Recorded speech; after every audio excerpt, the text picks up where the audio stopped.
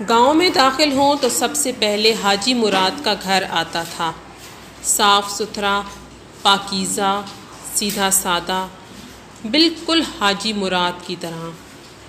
گھر کے دروازے پر ایک فانوس لٹکتا تھا۔ یہ فانوس ساری رات جلتا رہتا۔ بچے رات کو اس فانوس کی روشنی میں اکٹھے ہو کر کھیلا کرتے۔ اندھیری راتوں میں یہ فانوس دور سے بھولے بھٹکے لوگوں کو راستہ دکھاتا۔ ایک طرح سے یہ فانوس روشنی کا مینار تھا۔ سردیوں کے موسم میں ہر رات حاجی مراد یہ فانوس چھجے کے نیچے لٹکا دیتا۔ بارش اور تیز ہواؤں میں بھی یہ فانوس جلتا رہتا۔ حاجی مراد کی کوئی اولاد نہ تھی۔ اس کے پاس تھوڑی سی زمین تھی جس پر وہ اناج اور سبزیاں کاشت کرتا تھا۔ اپنی ضرورت پوری کر کے باقی فصل حاجی مراد گاؤں کے غریبوں میں بانٹ دیتا۔ گاؤں کے لوگ حاجی مراد کو اپنا بزرگ سمجھتے تھے۔ جب وہ گاؤں سے گزرتا تو بچے ادب سے راستہ چھوڑ دیتے۔ جب وہ مسجد سے نماز پڑھ کے نکلتا تو گھر تک جاتے ہوئے ہر ایک کو سلام کرتا۔ سلام کرنے میں حاجی مراد ہمیشہ پہل کرتا۔ اس کا نورانی چہرہ دیکھ کر لوگوں کو بڑا سکون ملتا، جیسے وہ چہرہ فانوس کا روشن ٹکڑا ہے جو سدا روشنی دیتا ہے۔ شادی بیاہ کے موقعوں پر حاجی مراد مہمانوں کی خدمت کرنے کے لیے سب سے آگے ہوتا۔ گاؤں کی بچیاں اس کے سامنے آتیں تو ادب سے سلام کر کے چادر سر پر ٹھیک کر لیتی۔ حاجی مراد ان کے سر پر ہاتھ رکھ کر دعا دیتا۔ گاؤں کے بچے حاجی مراد کے گھر پر جمع ہو کر لکھنا پڑھنا سیکھتے۔ لوگوں کے گھریلو جھگڑوں میں حاجی مراد ان کی صلح صفائی کرانے کی کوشش کرتا۔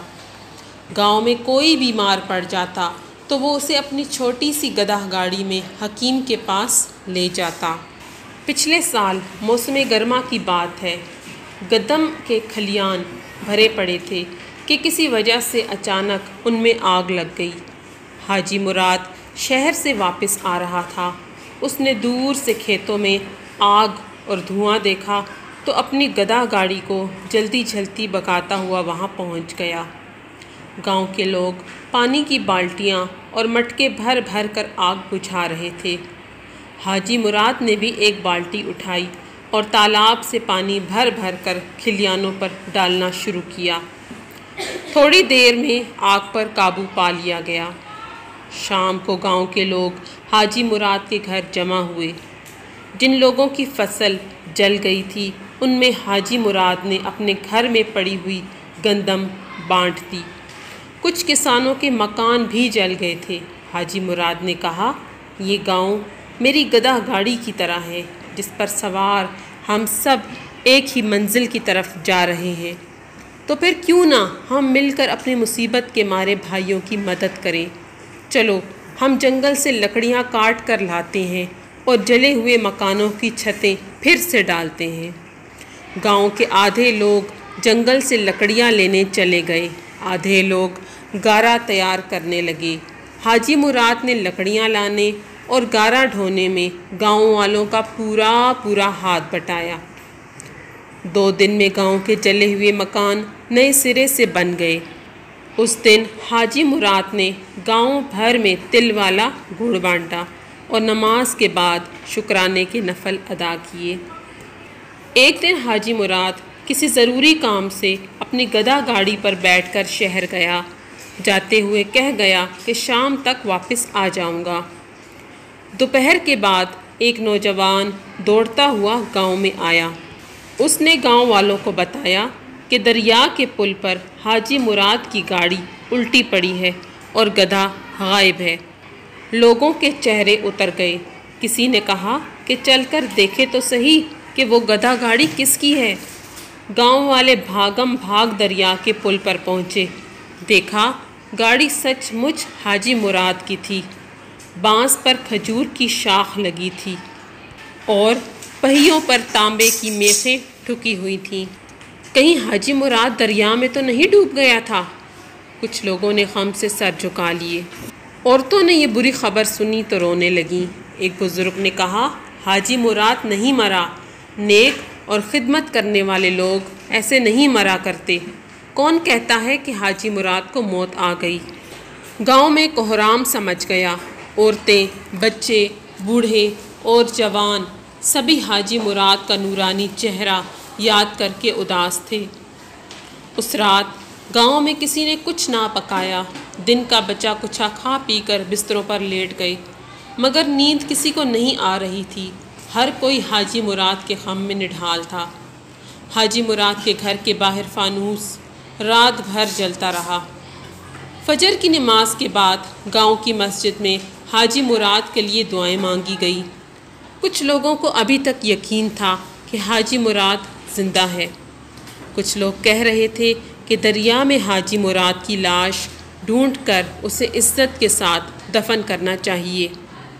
اسی بزرگ نے ایک بار پھر کہا، حاجی مراد زندہ ہے۔ کیا تم نے دیکھا نہیں کہ اس کے گھر کے آگے ساری رات فانوس جلتا رہا ہے؟ ابھی یہ بات اس بزرگ کے منہ میں تھی کہ دور سے حاجی مراد کی گاڑی کی گھنٹی سنائی دی۔ لوگوں کے دل اس آواز پر زور زور سے دھڑکنے لگے۔ کیا دیکھتے ہیں کہ دور حاجی مراد کھجوروں کے جھنڈ میں گدھا گاڑی لیے چلا آ رہا ہے۔ اس کے چاندی جیسے سفید بال صبح کی دھوپ میں چمک رہے تھے۔ گاؤں کے لوگ خوشی سے ناچنے لگے۔ انہوں نے دوڑ کر حاجی مراد کو ہاتھوں ہاتھ لیا۔ حاجی مراد نے کہا، کل شہر جاتے ہوئے گاڑی کا دھرا ٹوٹ گیا تھا۔ میں خالی گدھا لے کر شہر کو چل دیا۔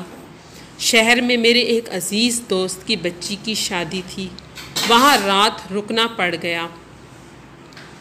حاجی مراد نے دیکھا کہ کچھ لوگوں کی آنکھیں ابھی تک آنسوؤں سے بھیگی تھیں۔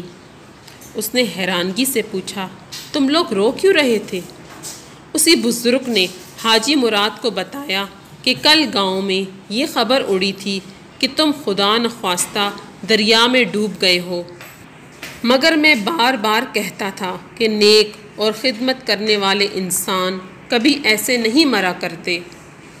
جب حاجی مراد نے سنا کہ اس کی موت کی جھوٹی خبر سے گاؤں کے لوگوں نے غم سے اپنا برا حال کر دیا تھا تو اس کی سفید داڑھی آنسوؤں سے تر ہو گئی۔ اس نے رندھی ہوئی آواز میں کہا، آج معلوم ہوا کہ آپ سب کے دلوں میں میرے لیے کتنی محبت ہے۔ اگر میں مر بھی جاتا تو آپ لوگوں کے پاکیزہ دلوں میں ہمیشہ زندہ رہتا۔ میرے بچوں، نیکی اور خدمت کرنے والے سدا زندہ رہتے ہیں۔